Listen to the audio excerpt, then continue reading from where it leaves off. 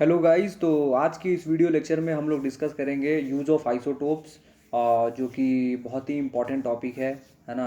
और ये बहुत ज़्यादा इम्पॉर्टेंट है समझना, क्योंकि अगर आपने इसको समझ लिया तो आप समझ लीजिए कि बहुत आप अच्छा एग्ज़ाम में आप स्कोर करोगे, ठीक है। और बहुत ही इम्पॉर्टेंट ये लेक्चर भी है। चलिए स्टार्ट करते हैं इसको। तो अगर हम बात करें, जैसे कि हम लोग लास्ट लेक्चर में हम लोग आइसोटोप्स के वगैरह में डिस्कशन भी किए थे कि कैसे सी डी बॉन्ड कैसे स्ट्रांग होता है सी एच बॉन्ड से, उसको हम लोगों ने मैथमेटिकली भी प्रूव किया था। और हम लोगों ने ये भी देखा था कि हम लोगों के पास कार्बन 13 की एबंडेंस बहुत ज़्यादा है ड्यूटेरियम से, बट फिर भी हम लोग ड्यूटेरियम ही यूज करते हैं, है ना। What could be the reason behind that, ये सारी चीज़ें हम लोगों ने डिस्कस किया था लास्ट क्लास में, ठीक है। तो ये जो यूज ऑफ आइसोटोप्स की जो हम लोग बात कर रहे हैं, तो ये बेसिकली दो पार्ट्स में डिवाइड किया गया है। First one is kinetic use of isotope, और आज हम लोग इसी के बारे में डिस्कस करेंगे, काइनेटिक यूज ऑफ आइसोटोप। और दूसरी क्या होती है, जो सेकंड है वो है हमारे पास non kinetic use of isotope. Non kinetic use of isotope, है ना। तो ये जो प्राइमरी काइनेटिक आइसोटोप इफेक्ट है और सेकेंडरी काइनेटिक आइसोटोप इफेक्ट है, ये इसी काइनेटिक यूज ऑफ आइसोटोप्स के अंदर आता है, ठीक है। तो चलिए सबसे पहले हम लोग, जैसे कि मैंने बताया कि प्राइमरी काइनेटिक आइसोटोप इफेक्ट आज हम लोग डिस्कस करने वाले हैं, जो कि बहुत ही इंपॉर्टेंट है। आइए इसको डिस्कस करते हैं, ये है क्या basically primary kinetic isotope effect. Shortcut में अगर बोलूँ तो इसको मैं क्या लिख सकता हूँ, PKIE, है ना। तो ये होता क्या है बेसिकली, ये प्राइमरी काइनेटिक आइसोटोप इफेक्ट जो है वो है क्या। तो बहुत सिंपल सा चीज़ है ये। देखिए होता क्या है, जब भी आप हाइड्रोजन को ड्यूटेरियम से रिप्लेस करोगे ना किसी भी मॉलिक्यूल में, तो आप ये पाओगे कि जो रेट ऑफ रिएक्शन है वो 7 टाइम्स डिक्रीज हो जाएगा। ध्यान से सुनो मैंने क्या बोला है। Whenever whenever hydrogen is whenever hydrogen is replaced by deuterium replaced by in a molecule, in a reaction, in a molecule, जो भी बोलो मॉलिक्यूल ही बोलना ज़्यादा बेटर होगा। whenever hydrogen is replaced by deuterium in a molecule, then the rate of reaction decreases by a factor of at least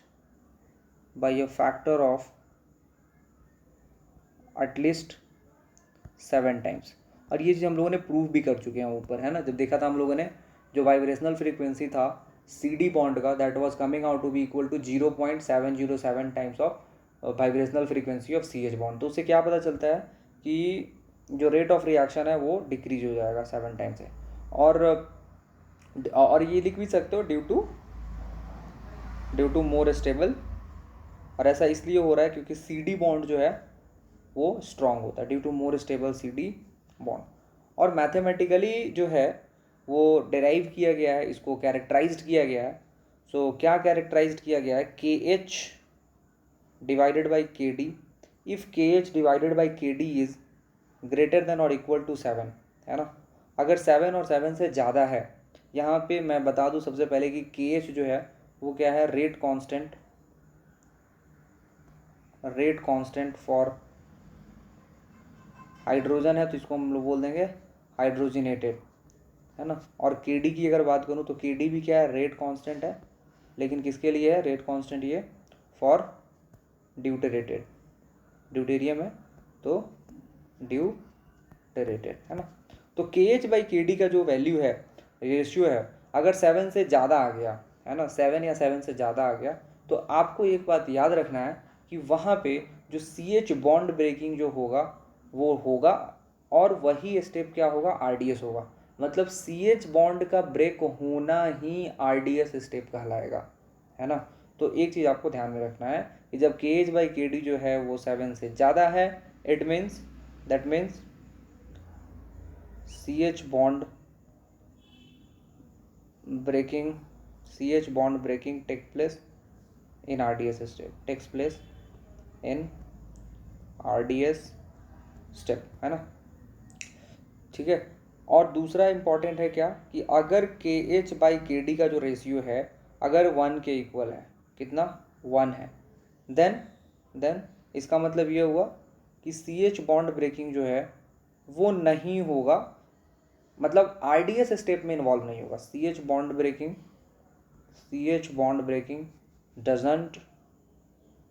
does not take place in RDS स्टेप, है ना।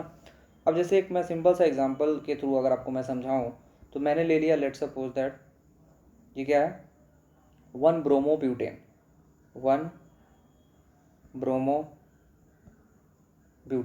अगर मैं 1 ब्रोमोब्यूटेन को बेस लिया KOH और heat कर दिया तो ये यू ऑल नो दैट ये क्या बनेगा 1 ब्यूटीन, है ना। अगर मैं इसकी मैकेनिज्म डिस्कस करूँ यहाँ पे तो मैकेनिज्म मैं कैसे इसको दिखाऊंगा, तो इसके दो मैकेनिज्म दिखा सकते हो आप, पॉसिबिलिटी अलग अलग। मैकेनिज्म वन क्या है, दोनों से प्रोडक्ट सेम ही बनेगा लेकिन दिखाने का तरीका अलग अलग है। देखो क्या, ये है ब्रोमीन यहाँ पे, है ना, और यहाँ पे क्या है हाइड्रोजन, है ना। अपने पास बेस है, बेस का काम क्या होता है H+ को अब्स्ट्रैक्ट करना। जैसे ही H+ अब्स्ट्रैक्ट होगा, है ना, वो कहाँ चला जाएगा ऊपर नेगेटिव चार्ज, और ये Br जो है वो बाहर आ जाएगा, है ना, और ये क्या बन जाएगा आपका 1 ब्यूटीन। दूसरा मैकेनिज्म क्या है, दूसरा मैकेनिज्म क्या पॉसिबल है, दूसरा मैकेनिज्म ये पॉसिबल है कि आप 2 स्टेप में इसको करवाओ। स्टेप 1 की अगर मैं बात करूँ तो जैसे सबसे पहले हमारे पास है यहाँ पे Br, इसको आपने हीट कर दिया। जैसे ही हीट करोगे तो ये क्या होगा, कार्बन और ब्रोमीन का बॉन्ड जो है वो बाहर है, क्योंकि बाहर नहीं है, कार्बन ब्रोमीन बॉन्ड जो वीक है वो बाहर निकल जाएगा, और जैसे ही बाहर निकलेगा तो यहाँ पे क्या जनरेट हो जाएगा कार्बोकैटायन। ठीक है, आपने कार्बोकैटायन जनरेट कर लिया, ठीक है, और यही स्टेप क्या होगा हमारा RDS स्टेप होगा। दूसरी अगर मैं बात करूं तो एक बार जब आपने कार्बोकैटायन जनरेट कर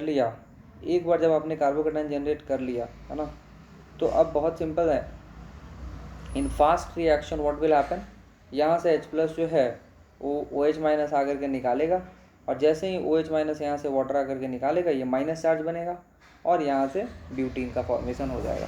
तो ये वाला जो स्टेप हुआ वो कैसा होगा, फास्ट स्टेप हुआ, क्योंकि जैसे ही चार्ज जब बन जाएगा तो चार्ज अपने आप को न्यूट्रलाइज करने के लिए क्या करेगा, वहाँ से H+ बगल से निकलेगा और वहाँ पे ब्यूटीन बन जाएगा। क्वेश्चन ये है, मतलब ये एज अ क्वेश्चन ही है, ऐसा नहीं है कि मैं सॉल्यूशन बता रहा हूँ, ये यहाँ से क्वेश्चन ही स्टार्ट हुआ है, ठीक है। अब क्वेश्चन ये पूछ रहा है, ये आपको दे दिया 2 मैकेनिज्म उसने दे दिया, इस तरीके से बोल रहा है how will you differentiate the mechanism 1 and mechanism 2, क्योंकि दोनों से प्रोडक्ट तो सेम ही बन रहा है ये और ये। अब बोल रहा है how will you going to differentiate the mechanism 1 and mechanism 2, ये क्वेश्चन पूछा गया है, ठीक है। तो आप क्या करोगे, इस चीज़ को लिख नहीं रहा हूँ, क्वेश्चन को आप लिख लेना, how will you differentiate the mechanism 1 and mechanism 2। ये इस तरीके से दी हुई है, मैंने भी ये सब जो करके दिखाया है ये एक्चुअल में क्वेश्चन में दिया हुआ है, ठीक है। चलो अब सॉल्यूशन लिखना है, तो सॉल्यूशन में आप कैसे लिखोगे, देखो सबसे पहले हमारे पास क्या है, सबसे पहले है हमारे पास दिया था 1 ब्रोमोब्यूटेन, ठीक है, और हमने क्या लिया है अल्कोहलिक KOH, है ना, अल्कोहलिक KOH। तो एक पॉसिबिलिटी नहीं, मतलब द थिंग इज दैट कि आप इसको काइनेटिक आइसोटोप इफेक्ट से कैसे कनेक्ट करोगे वो देखो मैं बता रहा हूँ, ठीक है। यहाँ पे देख सकते हो मैंने क्या किया, जैसे इस पर्टिकुलर क्वेश्चन में तो हाइड्रोजन था, यहाँ पे क्या था, दोनों जगह हाइड्रोजन था, यहाँ भी हाइड्रोजन यहाँ भी हाइड्रोजन, लेकिन मैं क्या कर रहा हूँ उनको उस हाइड्रोजन को रिप्लेस कर दे रहा हूँ, किससे, ड्यूटेरियम से। मैंने यहाँ पे ड्यूटेरियम लगा दिया, यहाँ भी ड्यूटेरियम लगा दिया, फिर से जो हमारा सबस्ट्रेट है बिल्कुल वही है और रिएजेंट भी वही है, सॉरी सबस्ट्रेट चेंज हुआ है, ड्यूटेरियम लगा दिया मैंने एक्स्ट्रा और अल्कोहलिक KOH, रिएजेंट वही है, ठीक है।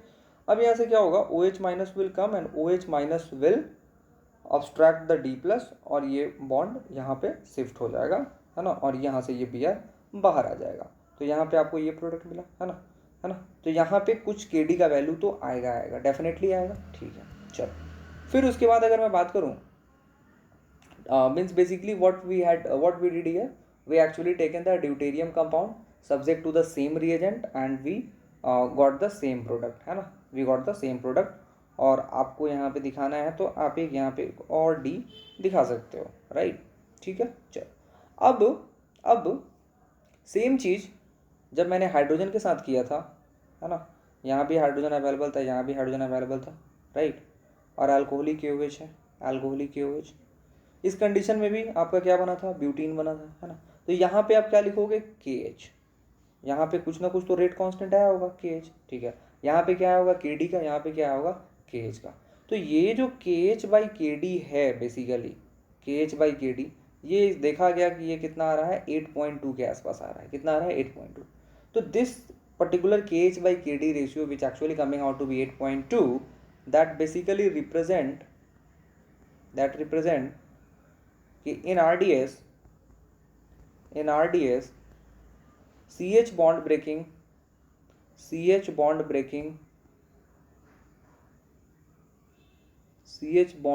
is breaking, and therefore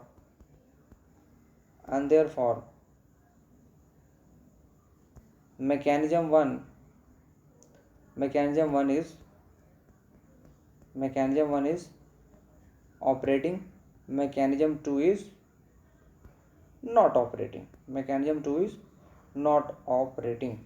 अब ये कैसे पता लग गया कि मैकेनिज्म 1 हो रहा है, मैकेनिज्म 2 नहीं हो रहा है ना।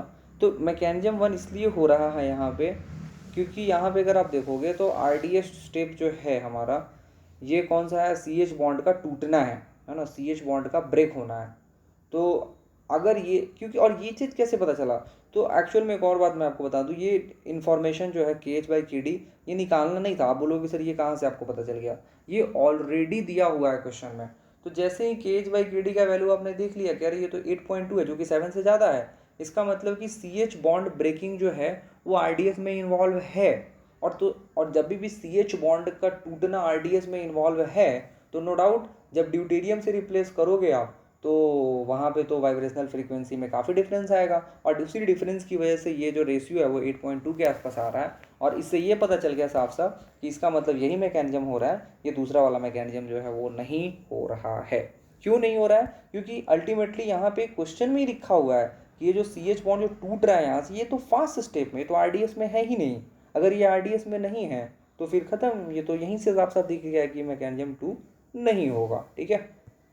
तो ये क्वेश्चन है। उसके बाद और भी अगर मैं क्वेश्चन की बात करूँ, एक और क्वेश्चन, तो जो एक और बहुत ही फेमस क्वेश्चन है कि bromination of benzene and hexa deuterated benzene take place at same rate, take place at same rate, offer any explanation, offer any explanation। अब ये बहुत ही अच्छा क्वेश्चन है और सिंपल भी है, और थोड़ा सा अगर आप ध्यान से देखें तो क्वेश्चन ये पूछ रहा है कि जो ब्रोमिनेशन कराते हैं हम लोग बेंजीन का, है ना, C6H6 का जब आप ब्रोमिनेशन कराते हो Br प्लस इलेक्ट्रोफाइल के साथ, तो आप क्या बना लेते हो, ब्रोमोबेंजीन बना लेते हो।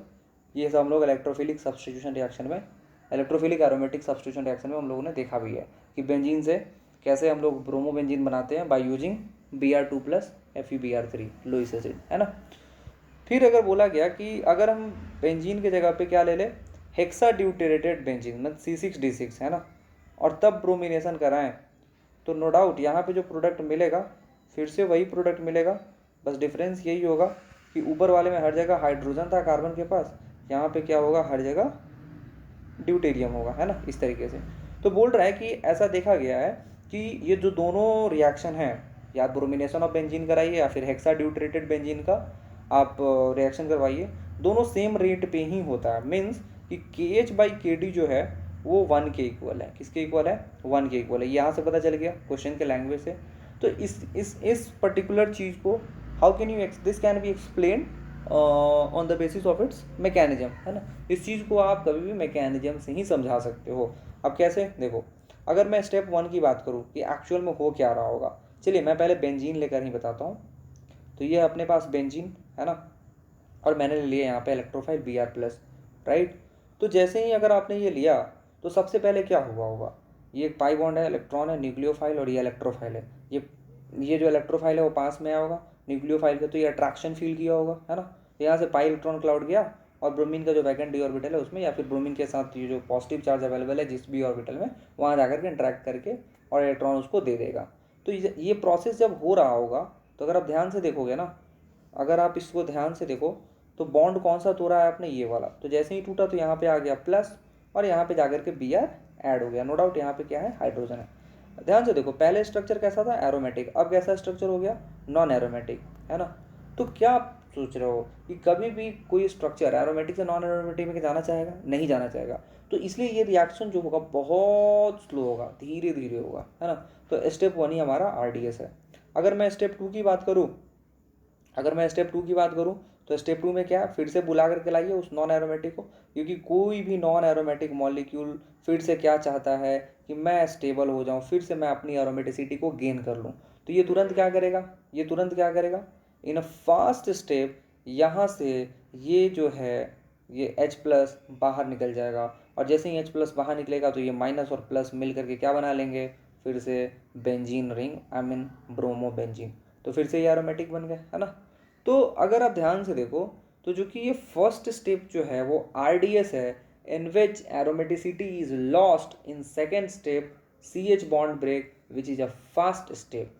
तो मैंने वही बात बताया कि जो अगर देखोगे आप तो फर्स्ट स्टेप ही हमारा RDS है, इस बॉन्ड का टूटना, जबकि सेकेंड स्टेप में जो CH बॉन्ड का टूटना है वो तो फास्ट स्टेप में इन्वॉल्वमेंट में है। तो क्या ही फर्क पड़ता है, आप C6H6 लेकर के करो या फिर C6D6 लेकर के करो, पढ़ना तो कोई फ़र्क नहीं है ना। तो ये चीज़ें इस तरीके से आप जो है लिख सकते हो, ठीक है। चलिए ठीक है, इसी के साथ इस वीडियो को हम लोग करेंगे समाप्त। आई थिंक ये थोड़ा ज़्यादा लंबा वीडियो हो गया। फिर अगले क्लास में हम लोग और भी कुछ क्वेश्चंस लेकर के आएंगे प्राइमरी काइनेटिक आइसोटोप इफेक्ट के, और फिर साथ में हम लोग सेकेंडरी काइनेटिक आइसोटोप इफेक्ट भी कवर करेंगे। Thank you so much for watching this video. Bye bye.